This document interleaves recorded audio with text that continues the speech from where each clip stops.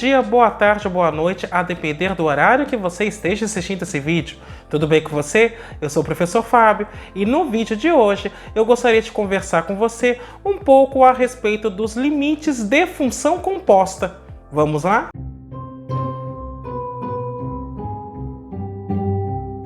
Antes de mais nada, eu vou pedir para que você faça o famoso cucocô, que é curtir, ou seja, deixa o seu like, aproveita e faz isso agora que você já não esquece.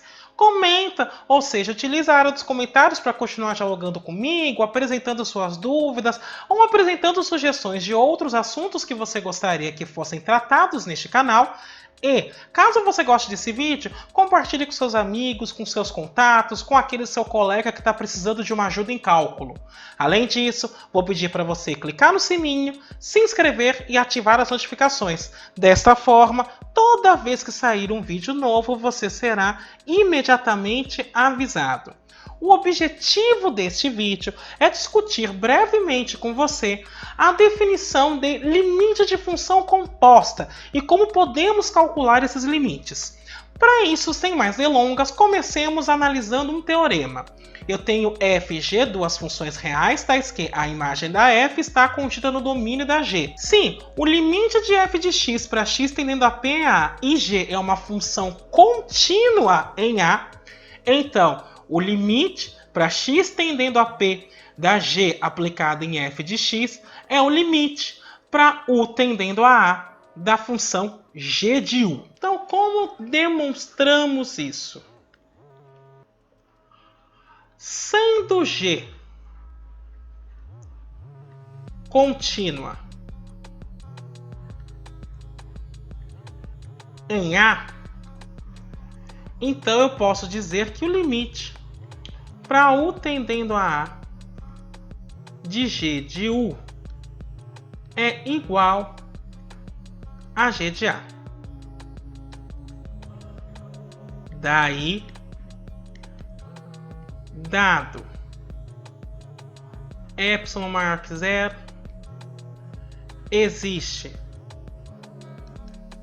um delta 1 maior que zero, tal que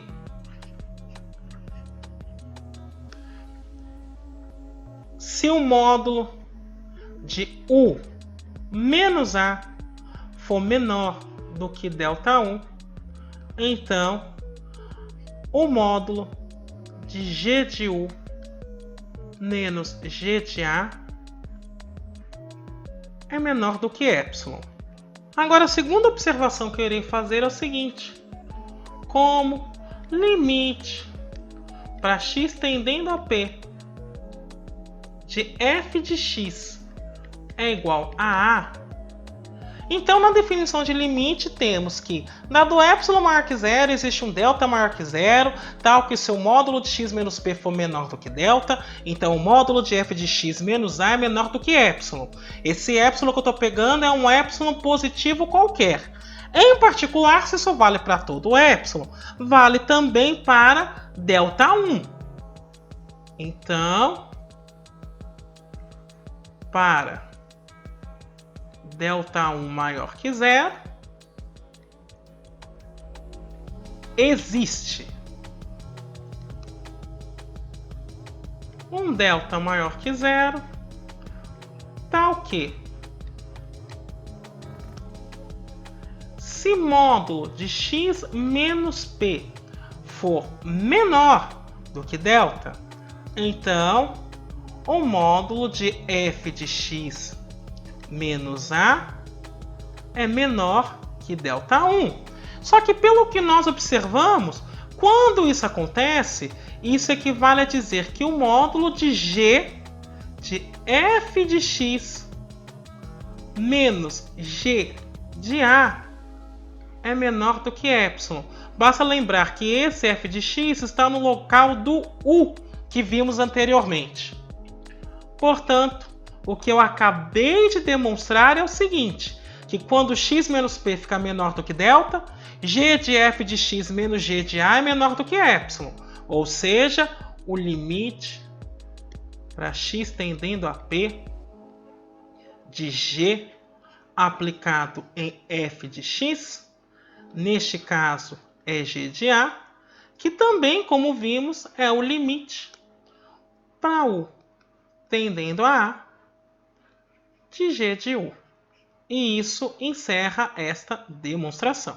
O segundo teorema que eu irei provar diz o seguinte: sejam f e g duas funções tais que a imagem de f está contida no domínio de G. O limite para x tendendo a p de f de x é igual a A e o limite para U tendendo a A da G de U é igual a L.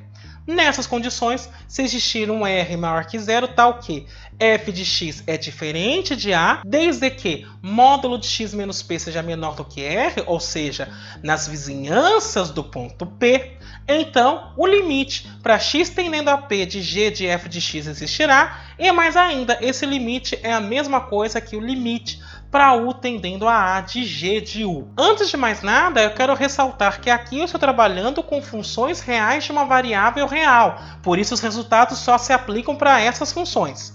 Além disso, perceba que a diferença desse teorema para o primeiro é que no primeiro eu estou assumindo que a função g é contínua em A, e aqui não. Aqui eu estou assumindo que a função g possui limite quando U tende a A, mas ela não precisa ser contínua no ponto A. Então, para demonstrarmos isto, basta considerarmos o seguinte: como limite para U tendendo a A da G de U é L, então, utilizando a definição de limite, dado epsilon maior que zero, existe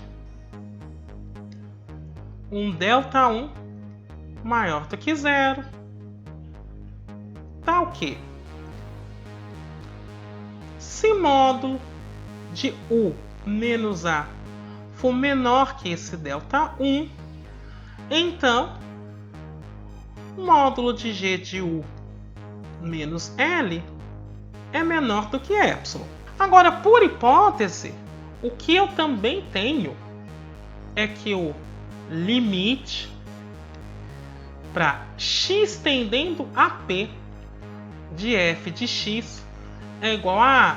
E aí a definição do limite diz que, dado epsilon maior que zero, existe delta maior que zero, tal que se módulo de x menos p for menor do que delta, então o módulo de f de x menos a é menor do que epsilon. Como isso vale para todo o epsilon positivo, vale em particular para o Δ1 que eu considerei. Então, para Δ1 maior que zero, existe um Δ2 maior do que zero, tal que, se o módulo de x menos p for menor que esse Δ2, então o módulo de f de x menos a é menor que Δ1. Agora, em particular, eu vou tomar delta como sendo menor que o mínimo de Δ2 e R. E aqui eu tenho que ter este cuidado, porque num primeiro momento eu não estou assumindo que a função g é contínua no ponto A.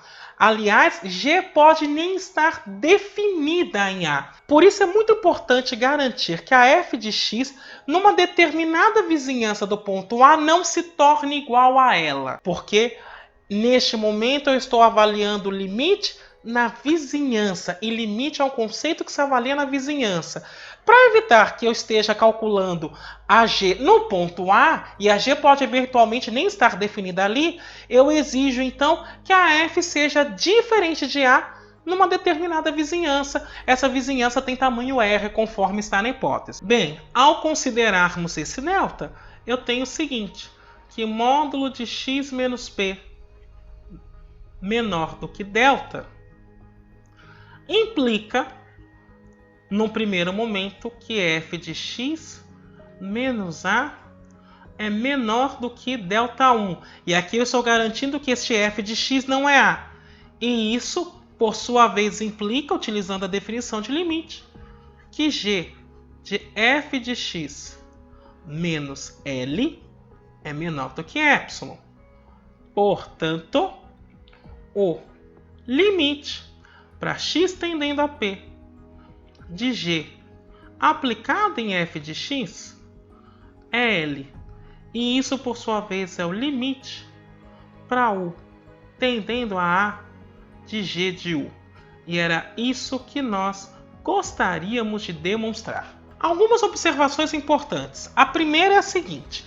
Se o limite da função g, quando x tende a p for L e este L for diferente de zero, então, pela conservação do sinal, a função g é diferente de zero num determinado intervalinho em torno de P. O teorema 1 mostra que se a função g for contínua em A e o limite de f de x quando x tende a P for igual a A, para calcular o limite, basta passar o limite para dentro da função g. E uma última observação que é relevante é que se a função g não estiver definida em A, da hipótese que a imagem de f esteja contida no domínio de g, eu tenho que a f de x não pode ser A, já que g não está definida nela.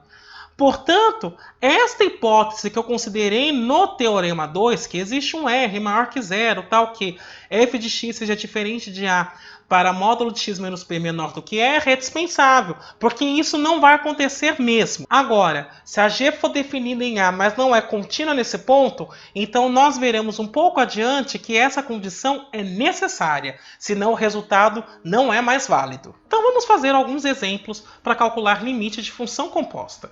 O primeiro é para calcular o limite para x tendendo a 1 da função raiz de x² menos 1 dividido por x menos 1.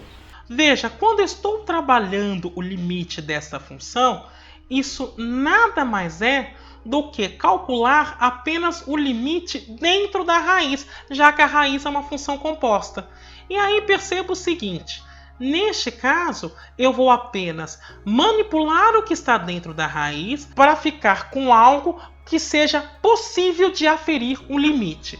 Perceba que x² menos 1 é um produto notável da forma x menos 1 vezes x mais 1.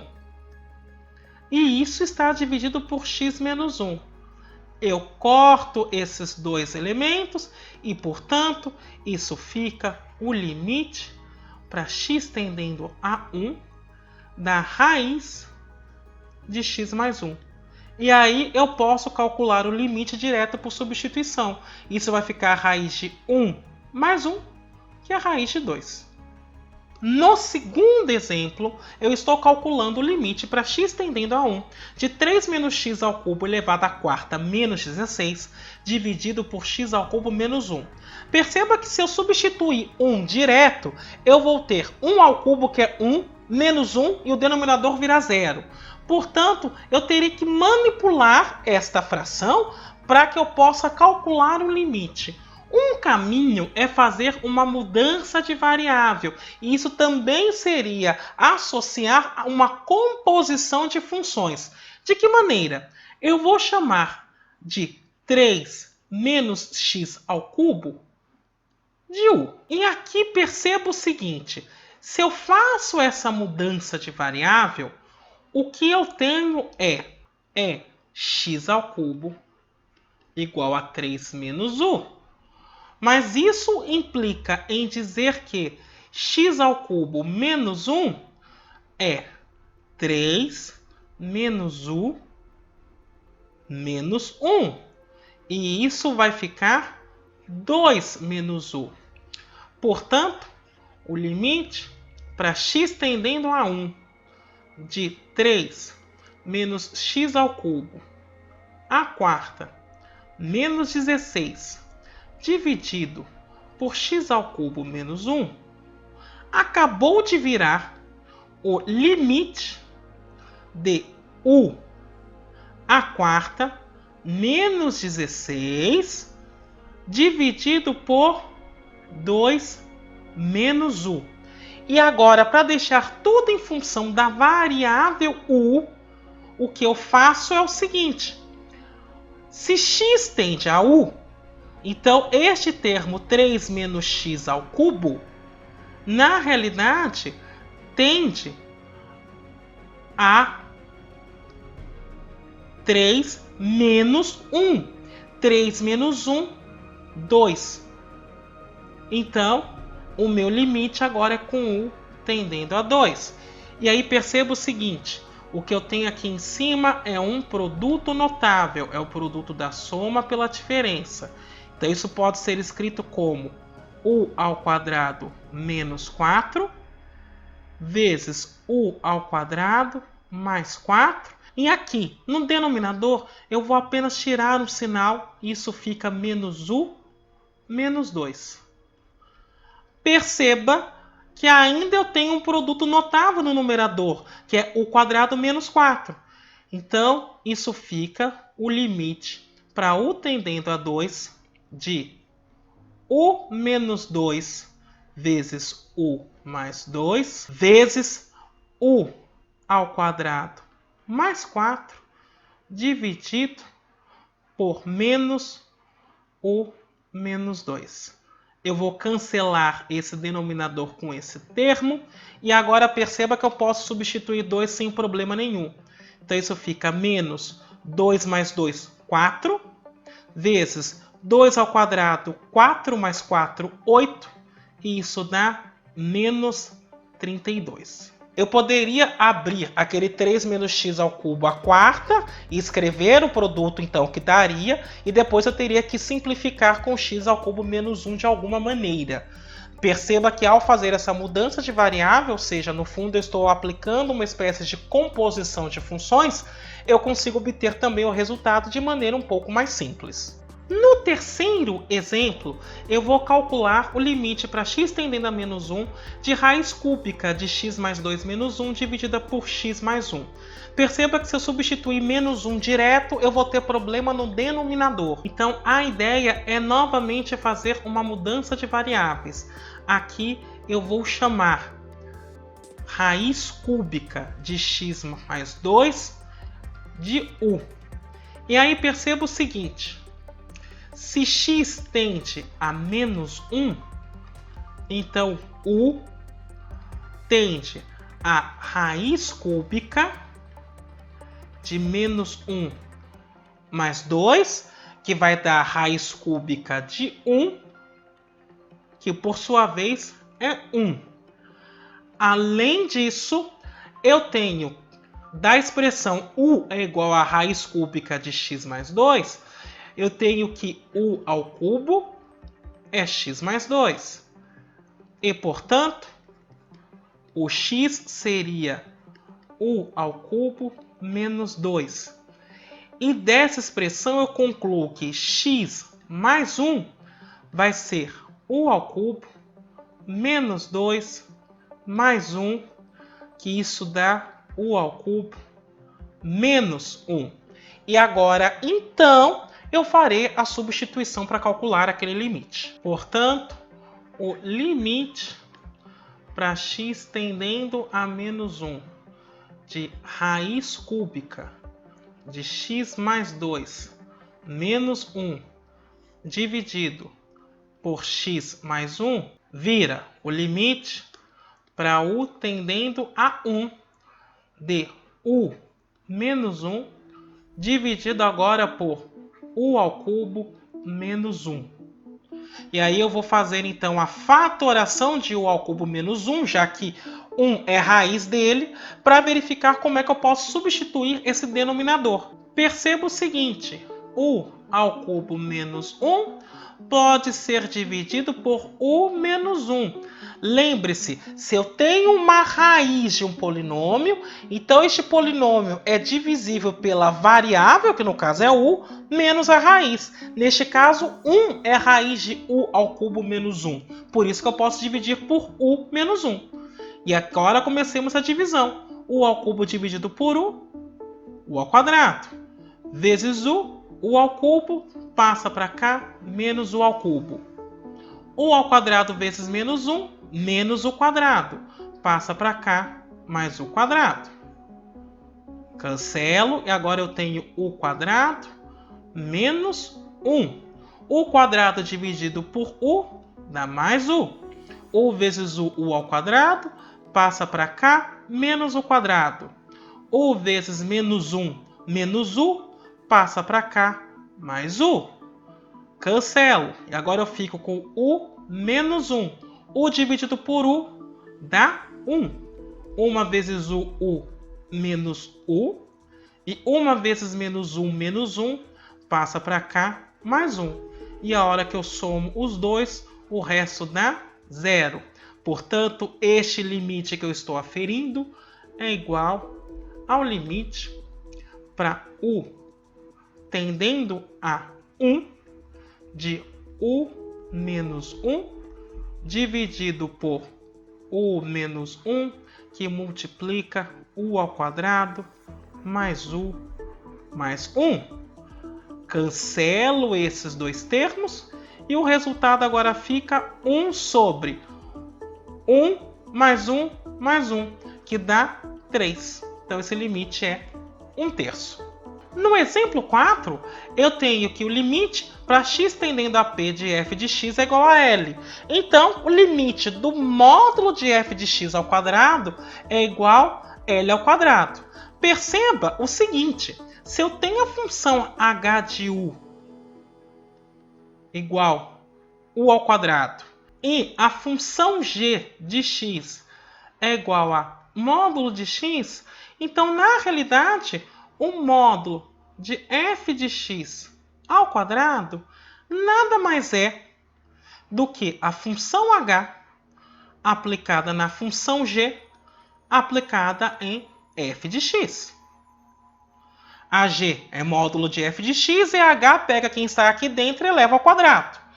Portanto, como eu estou tratando com funções contínuas, eu tenho que o limite para x tendendo a p do módulo de f de x ao quadrado nada mais é do que passar o limite para dentro do módulo. E isso, por sua vez, vai dar L ao quadrado, porque o limite para x tendendo a p de f de x dá L. E está calculado. No exemplo 5, eu tenho o seguinte. F e G, duas funções tais que a imagem de f está no domínio da G. A f é contínua em P e G é contínua em f de P. Então, a composta também será contínua em P. E, na realidade, isso acontece porque quando eu calculo o limite para x tendendo a P de h de x, isso é o limite para x tendendo a P de g aplicado em f de x. Mas, por sua vez, isso é g aplicado no limite para x tendendo a P de f de x, uma vez que g é uma função contínua. O limite para x tendendo a P de f de x está dando f de P, porque f é contínuo, e, portanto, isso fica g aplicado em f de P.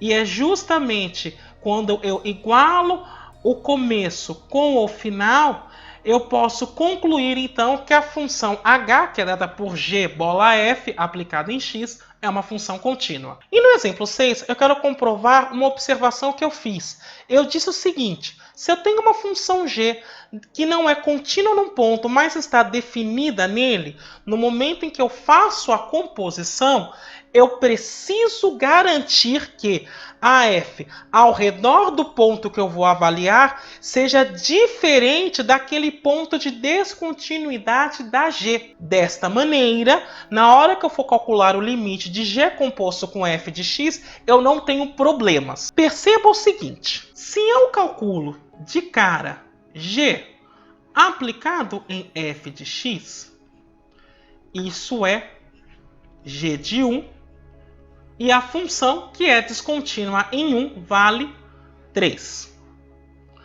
Agora, se eu vou calcular então o limite para x tendendo a 1 de g aplicado em f de x,